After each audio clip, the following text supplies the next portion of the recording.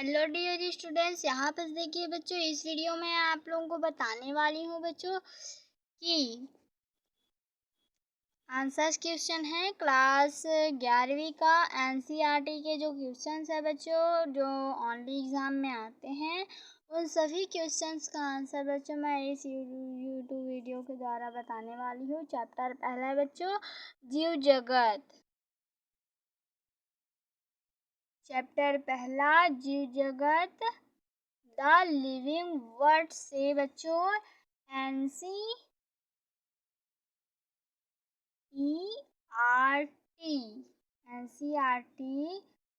का क्वेश्चन संपूर्ण क्वेश्चन है बच्चों। बहुत ही अच्छा एग्जाम आने से पहले अभ्यास के अंतर्गत दिए गए प्रश्नोत्तरी। चलिए वीडियो को स्टार्ट करते हैं बच्चों।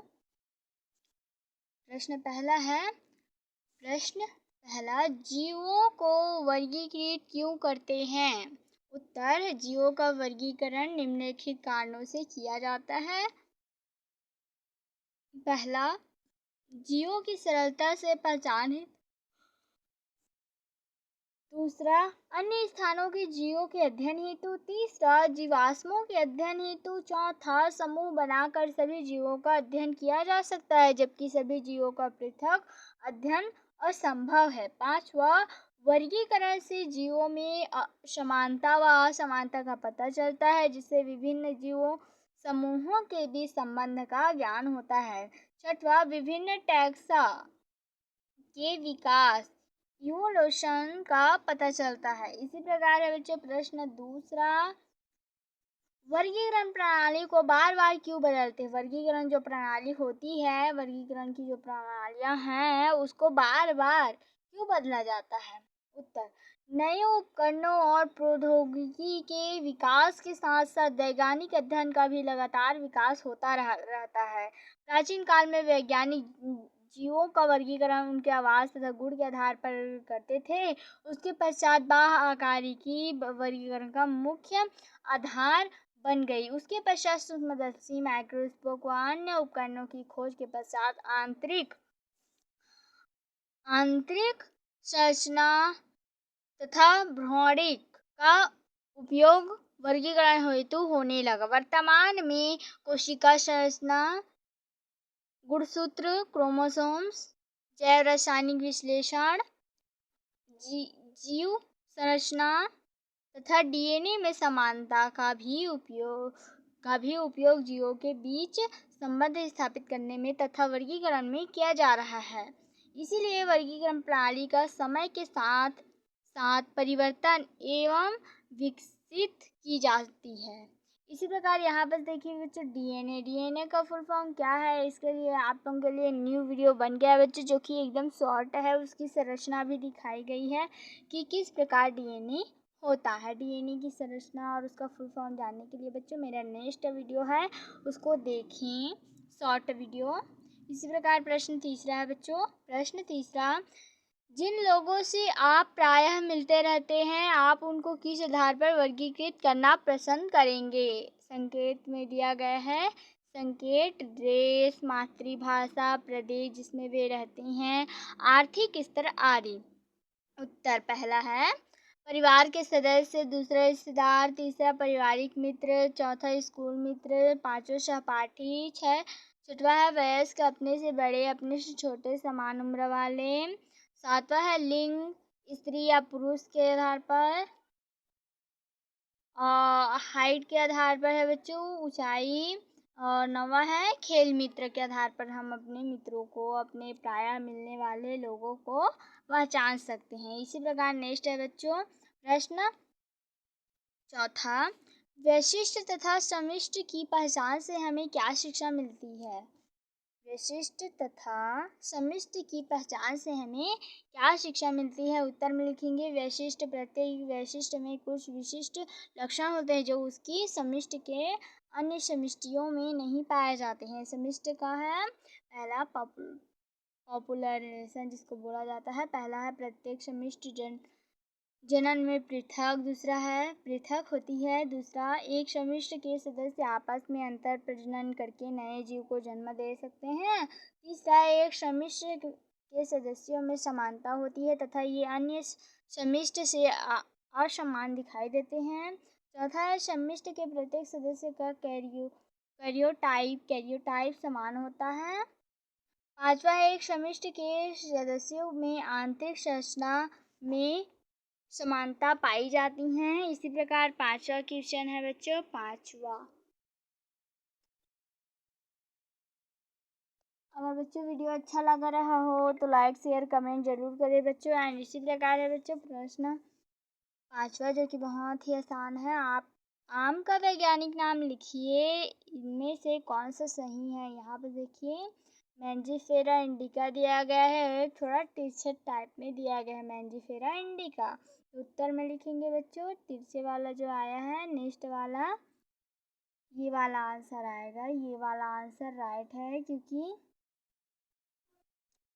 ये क्या है, जो वैज्ञानिक नाम होते हैं वो तिरछे अक्षरों में लिखे जाते हैं, तिरछे अक्षरों में, ठीक है। तो उत्तर में लिखेंगे Mangifera indica. Mangifera indica English में भी लिख देना तो भी समझ में आ जाएगा। नेक्स्ट है प्रश्न छठवां, टैक्सॉन की परिभाषा दीजिए। विभिन्न पदानुक्रम स्तर पर टैक्सा के कुछ उदाहरण दीजिए। उत्तर है टैक्सॉन किसी भी स्तर का वर्गीकृत समूह है। Taxon is taxonomic group of any rank.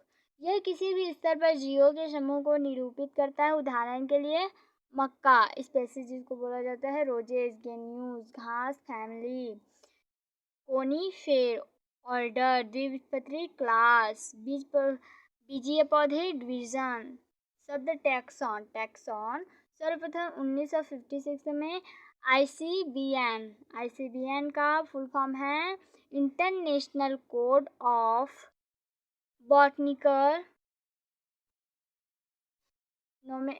Nomenclature ने प्रतिपादित किया था तथा मेयर 1964 में इसकी परिभाषा किसी भी स्तर के वर्गीकृत समूह के रूप में दी गई थी। इसी प्रकार प्रश्न 7 है बच्चों, क्या आप वर्गीकृत संवर्ग का सही क्रम पहचान सकते हैं। जो वर्गीकृत संवर्ग का जो क्रम है उसे जो है पहचानना का तरीका है। देखिए बच्चों यहाँ पर 3 दिए गए हैं, 3 वर्गीकृत संवर्ग दिए गए हैं, जिसमें से आपको सही वाला छांटना है। ए में दिया गया है जाति, गण, संघ, जगत।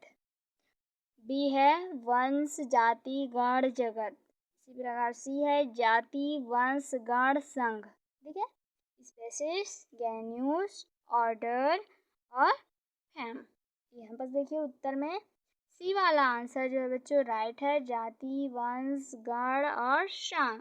इसी प्रकार प्रश्न 8वां है बच्चों, प्रश्न 8वां, जाति शब्द के सभी मानवीय वर्तमान कालिक अर्थों को एकत्र कीजिए। क्या आप अपने शिक्षक से उच्च कोटि के पौधों, प्राणियों तथा बैक्टीरिया की स्पीशीज का अर्थ जानने के लिए चर्चा कर सकते हैं। उत्तर पहला, जाति एक प्राकृतिक जनसंख्या अथवा समान आकार की आंतरिक संरचना, कारिक तथा कोशिकीय संरचना वाले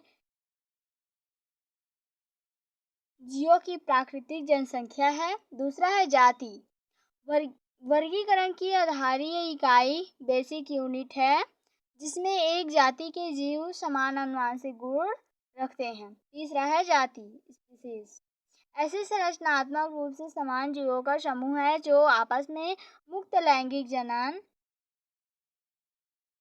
द्वारा संतान उत्पन्न कर सकते हैं, परंतु अन्य जाति के जीवों से जन्म में पृथकता दर्शाते हैं। उच्च पादप तथा जंतुओं हाई प्लांट्स एंड एनिमल्स में लैंगिक जनन होता है, अतः इनकी जाति निर्धारण के लिए जनन पृथकता का उपयोग किया जाता है। अतः परिभाषा तीसरा सही है। परिभाषा जो है तीसरा सही है। जीवाणु बैक्टीरिया में मुक्त प्रजनन, फ्री रिप्रोडक्शन तथा जनन पृथकता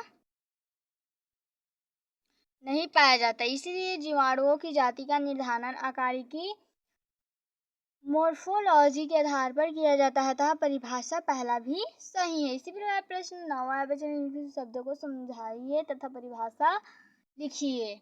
देखिए दिया गया है, आप लोगों को शब्द दिए गए हैं, संघ, वर्ग, कुल, गण, वंश दिए गए हैं।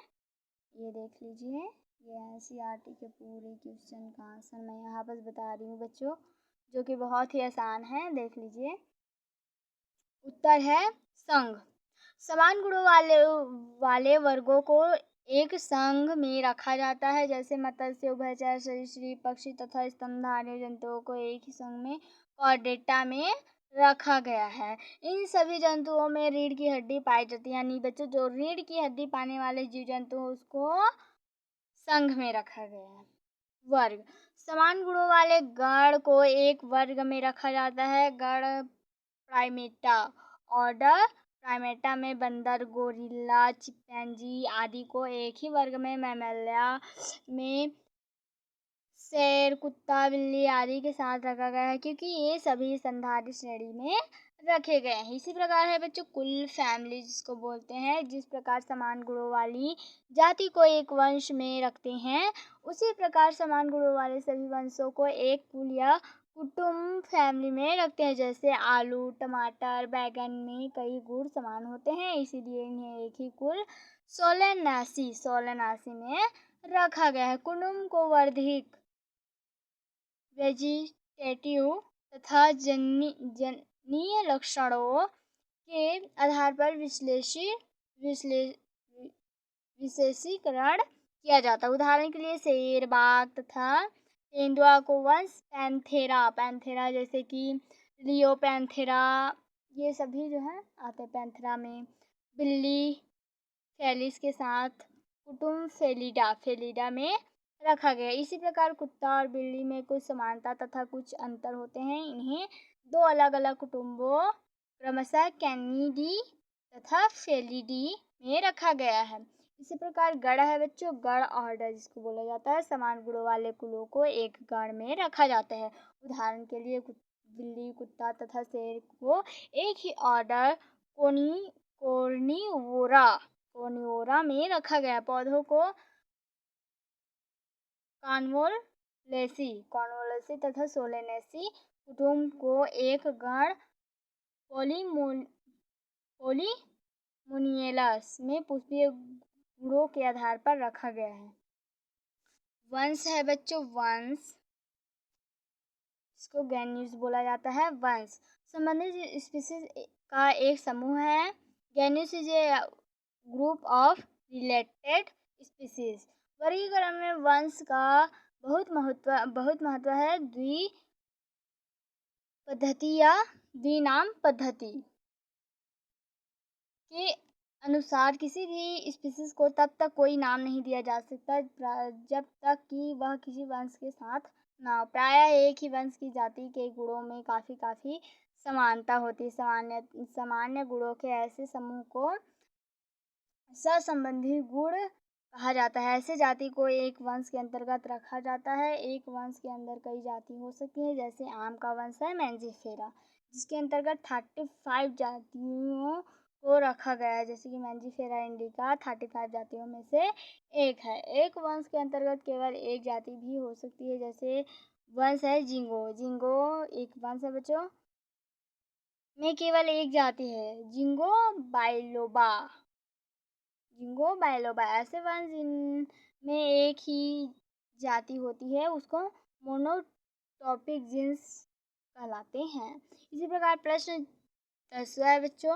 10वां जीव के वर्गीकरण तथा पहचान में कुंजी किस प्रकार सहायक है। कुंजी जो होती है वो किस प्रकार सहायक है, ये हमें बताना है। उत्तर, कुंजी एक ऐसी विधि है जिसके द्वारा विभिन्न वर्गों के में स्थित प्रत्येक प्रकार के जीव की पहचान की जा सकती है। वैज्ञानिक जीवों की पहचान उनके गुणों के आधार पर बनाई गई कुंजी से करते हैं। कुंजी की जिसको बोलते हैं कुंजी पौधों तथा जंतुओं के समान तथा असमान गुणों के आधार पर बनाई जाती है। वर्गीय की कुंजी टैक्सोनॉमिक की दो विपरीत लक्षणों पर आधारित होती है। इनमें से एक को स्वीकार किया जाता है जबकि दूसरे को अस्वीकार कर दिया जाता है। कुल, वंश तथा जाति के लिए अलग अलग कुंजी का उपयोग किया जाता है। इसी प्रकार है बच्चों प्रश्न 11वां, पौधों तथा प्राणियों के उचित उदाहरण देते हुए वर्गीकी पदानुक्रम का चित्रण कीजिए। वर्गीकी जो पदानुक्रम है, पद है, उसको भी हमें चित्रित करना है। तो यहाँ पे आप लोगों को दिखाया जाएगा। उत्तर है वर्गीकरण एकल सोपान प्रक्रम नहीं है, बल्कि इसमें पदानुक्रम सोपना हाई रेंज ऑफ टिप्स होते हैं, जिसमें प्रत्येक सोपना पद अर्थात वर्ग रैंक ऑफ कैटेगरी को प्रदर्शित करता है। चूंकि संवर्ग कैटेगरी समस्त वर्गीकी व्यवस्था है, इसीलिए इसे वर्गीकी संवर्ग टैक्सोनॉमिक कैटेगरी कहते हैं। और तभी सारे संवर्ग मिलकर वर्गीकी पदानुक्रम टैक्सोनॉमी हायरार्ची बनाते हैं। प्रत्येक संवर्ग वर्गीकरण की एक इकाई वास्तव में यह एक पद को दिखाता है और इसे प्रायः वर्ग टैक्सॉन कहते हैं। वर्गीकी संवर्ग तथा पदानुक्रम का वर्णन, इसको थोड़ा सा सरकार करते हैं, वर्णन एक उदाहरण द्वारा कर सकते हैं। कीट इंसेक्ट्स जीवों के एक वर्ग को दिखाता है, जिसमें एक समान गुण जैसे 3 जोड़ी संधिपात टांगे होती हैं। इसका अर्थ है कि कीट स्वीकारनीय सुस्पष्ट जीव है, जिसका वर्गीकरण किया जा सकता है, इसीलिए इसे एक पद रैंक अथवा संवर्ग यानी कैटेगरी का दर्जा दिया गया है। स्मरण रहे कि वर्ग ग्रुप संवर्ग कैटेगरी को दिखाता है। प्रत्येक पद रैंक अथवा वर्ग टैक्सॉन वास्तव में वर्गीकरण की एक इकाई को बताता है। ये वर्गीकी वर्ग संवर्ग सुस्पष्ट जैविक है, ना कि केवल आकारिकी। समूहन सभी ज्ञान जीवों के वर्गीकीय अध्ययन से सामान्य संवर्ग जैसे जगत, किंगडम, संघ, फ्लेम अथवा भाग, पौधे के लिए वर्ग, क्लास, गण, ऑर्डर, कुल, फैमिली, वंश, गेन्यूस तथा जाति, स्पीशीज का विकास हुआ। पौधों तथा प्राणियों दोनों में जाति सबसे निचले संवर्ग में आती है। इनका वर्गीकरण संलयन चित्र के अनुसार होता है। ये देखिए, ये है, इस प्रकार से वर्गीकी संवर्ग जो है बनाया जाता है। ये आप लोग देख सकते हैं, कुछ इस प्रकार से जो है होता है। इस प्रकार के लाइन से जो है जमाया जाता है। चित्र में बोला गया था। मनुष्य तथा आम का वर्गीकी पदानुक्रम वर्गीकरण निम्न प्रकार से है। पदानुक्रम में है जगत, संघ, वर्ग, गण, कुल, वंश, जाति, ये सभी हम लोग को जगत में क्या आएगा तो एनिमलिया जगत क्या है। संघ कौन सा डिवीजन तो कॉर्डेटा में आएगा। वर्ग आएगा तो मैमेलिया, गण में आएगा प्राइमेटा, कुल में आएगा होमोनिडी और वंश में आएगा होमो और जाति में आएगा होमो सैम्पियंस। इसी प्रकार आम का है। आम का पदानुक्रम जगत, संघ, वर्ग, गण, कुल, वंश, जाति। ठीक है। Kingdom, division, class, order, family, genus, species. जगत में आएगा प्लांटी, संघ में आएगा एंजियोस्पर्म, वर्ग में आएगा डाइकोटिलिडनी और गण में आएगा सिम्पेडियस और कुल में आएगा इनाकॉर्डेसी। वंश में आएगा मेंजीफेरा, जाति में आएगा बेंजीफेरा इंडिका। तो ये था बच्चों क्लास 11वीं का संपूर्ण चैप्टर का आंसर, चैप्टर पहला का आंसर। बच्चों अगर वीडियो अच्छा लगे तो लाइक शेयर कमेंट जरूर कीजिएगा बच्चों। एंड आगे भी ऐसे ही वीडियो पाने के लिए बच्चों हमारे यूट्यूब चैनल को फास्ट सब्सक्राइब करके रखिए बच्चों। ग्रुप ज्वाइन करने के लिए आप लोगों को इस नंबर पे SMS करना है। PDF फाइल प्राप्त करने के लिए 84349637 इस नंबर पे बच्चों आपको SMS करना है। आपके प्रॉब्लम को लिखना है कि कौन से वर्ड में आपका प्रॉब्लम है, तो हम आपके प्रॉब्लम को सॉल्व करेंगे। फिलहाल आपको ये वीडियो अच्छे से समझ आया होगा।